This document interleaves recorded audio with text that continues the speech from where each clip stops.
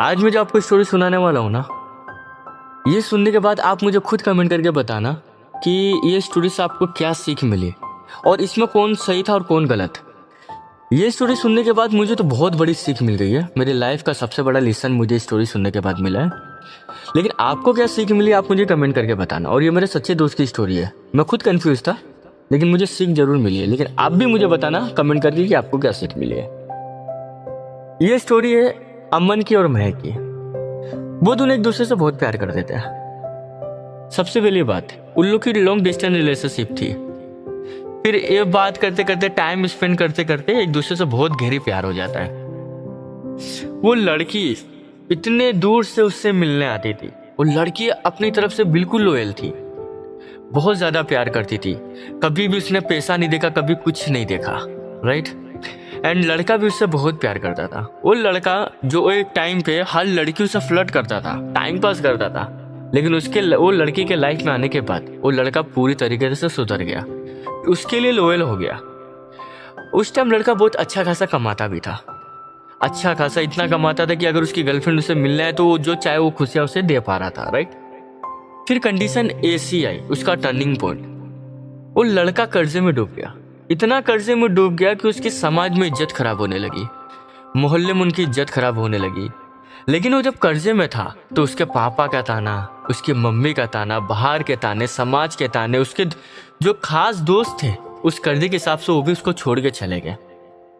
जब वो मेरा दोस्त तो कर्जे में फंसा हुआ था, उसमें उसकी कोई गलती नहीं थी। लेकिन कैसे भी करके इंसान एक नया बिजनेस स्टार्ट करता है तो लाइफ में हर किसी को एक बार फेल होना पड़ता है। तो वो भी एक बार फेल हो गया और कर्जे में आ गया था।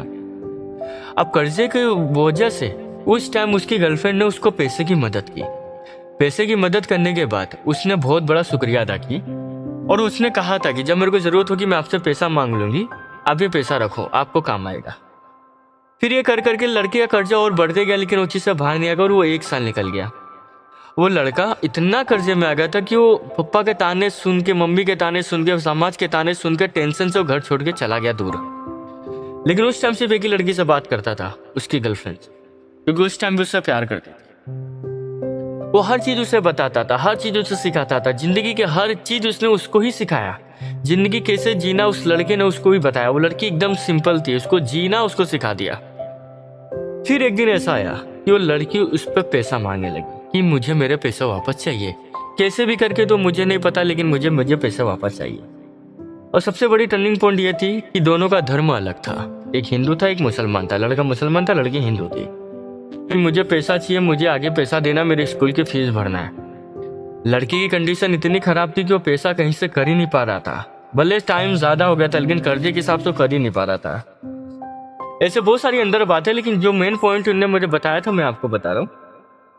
वो कर्जे में इतना डूब गया तो पैसा दे नहीं पा रहा था। तो लड़की से उसने कहा, अपनी गर्लफ्रेंड से उसने कहा कि आप एक काम करिए, आप घर पे सच बता दीजिए कि आपने मेरी मदद करी थी, आपके पापा आपकी हेल्प कर देंगे, तो आपकी हेल्प हो जाएगी और आपकी पढ़ाई भी बच जाएगी और आपके पापा को मैं बाद में दे भी दूंगा। तो उस लड़की ने कहा मैं नहीं बोल सकती, मेरा ये काम नहीं कर सकती, मेरे पापा के सामने में मेरी इज्जत खराब हो जाएगी, जिंदगी भर वो मुझसे बात नहीं करेंगे, राइट। लेकिन उससे पहले एक लड़की ने ये कहा था मैं तुमसे प्यार करती हूँ, उसके लिए अगर मेरे को मेरे पापा से लड़ना भी पड़ा ना तुम्हारे लिए, तो मैं अपने पापा से लड़ने को रेडी हूँ। मैं कुछ भी हो जाए, मैं तुमसे प्यार करती हूँ, मैं घर छोड़ के चली जाऊंगी तुम्हारे लिए, सब कुछ करूंगी, मैं तुम्हारे लिए भीख मांग सकती हूँ। आज वही लड़की ये बोलती है कि मैं पापा से पैसे नहीं मांग सकती क्योंकि मेरी इज्जत चली जाएगी पापा के सामने, मैं जिंदगी भर उनसे नजर नहीं मिला पाऊंगी। तो मैंने उससे कहा ये पैसा है। आज उनको सच बता दो कि मुझे गाली देंगे, मैं उस गाली सुनने को तैयार हूँ, लेकिन एटलीस्ट तुम्हारी पढ़ाई बच जाएगी, मैं जितना भी गाली देंगे मैं सुन लूंगा तुम्हारे लिए। बोलती नहीं मैं ऐसा नहीं कर सकती। फिर धीरे धीरे झगड़े में उनकी बात बढ़ गई। फिर उसने एक पॉइंट मार दिया कि मेरे पापा सही कहते थे कि इस्लाम में लव जिहाद के मसले में तुम्हें फंसाएंगे, तुमसे पैसे लेंगे फिर वो तुमको देंगे नहीं। अब यहाँ जरा सोचो, जो लड़की एक लड़के के लिए सब कुछ तैयार थी करने के लिए, आज वही लड़की कहती है कि अगर मुझे पैसे नहीं मिले तो मैं पापा के सामने सब बहुत सच बोल दूंगी कि तुमने मुझे लव जिहाद में फंसाया था, मेरे को जानबूझ के तुमने फंसाया, मैं तुम्हें केस करके फंसा दूंगा। अब उस टाइम वो लड़का अंदर से इतना टूट गया था कि जो लड़की इतना मेरे से प्यार करती, मेरे लिए सब कुछ कुर्बान करने के लिए रेडी थी, आज ये लड़की ऐसा बोल रही है। तो मुझसे पूछा कि अब मुझे ये बता, इसका पैसा देने के बाद ये क्या इससे रिलेशन आगे रखना चाहिए? आप खुद ये कमेंट करके मुझे बताना, जो लड़की ने ऐसा स्टेप आगे बढ़ाई है, क्या उसके पैसा देने के बाद आगे उसके साथ रिलेशन रखना चाहिए या नहीं? क्योंकि जो लड़की इस पैसे के लिए बदल गई, आगे जाके ऐसा कोई कंडीशन आता है जिसके हिसाब से कि देखो दोनों तो हिंदू मुस्लिम है, जिसके हिसाब से ऐसा हो सकता है कि दोनों के घर वाले राजी ना हो।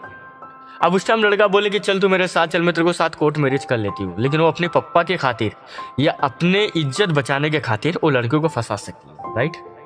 तो आप मुझे कमेंट करके बताओ, क्या इस लड़की का पैसा देने के बाद क्या उसके साथ रिलेशन रखना सही है या नहीं? क्योंकि जो लड़की सब कुछ कुर्बान करने के चक्कर में थी अपने लिए, आज वही लड़की पैसे के चक्कर में लव जिहाद में फंसाने का उसको धमकी दे दी। मुझे नहीं पता इसमें सही क्या गलत है, लेकिन स्टोरी सुनने के बाद मुझे बहुत बड़ी सीख मिली कि मोहब्बत अगर तुम किसी से करते हो ना, तो मोहब्बत खोल के करना। अगर तुम्हें सच में लगता है कि तुम उससे मोहब्बत करते हो ना, तो घर पे बता दो। घर पे बता दोगे तो तुम सिक्योर होगे। लड़कियों पे तो मैं देखो जरा भी भरोसा नहीं करता, लेकिन लड़की आने वाले कल में बदल सकती है, क्योंकि हकीकत यह है कि मोहब्बत हमेशा पैसों से होती है।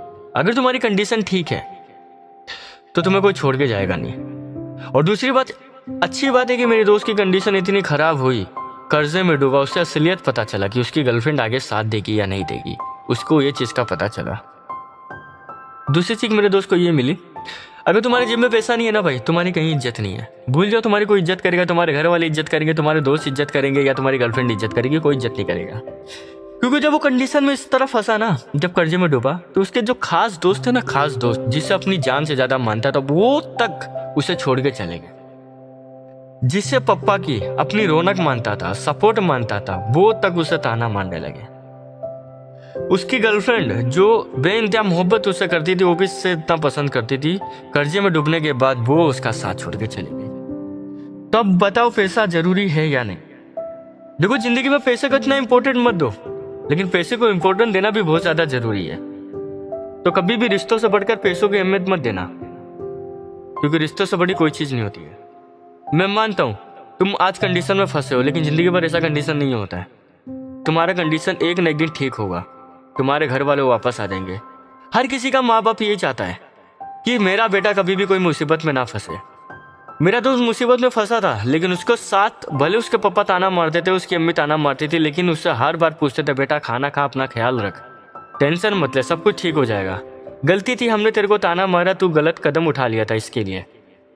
लेकिन दो चीज जो ऐसी है जो तुम्हारी पैसों से तुलना करती है, एक मोहब्बत, एक दोस्ती।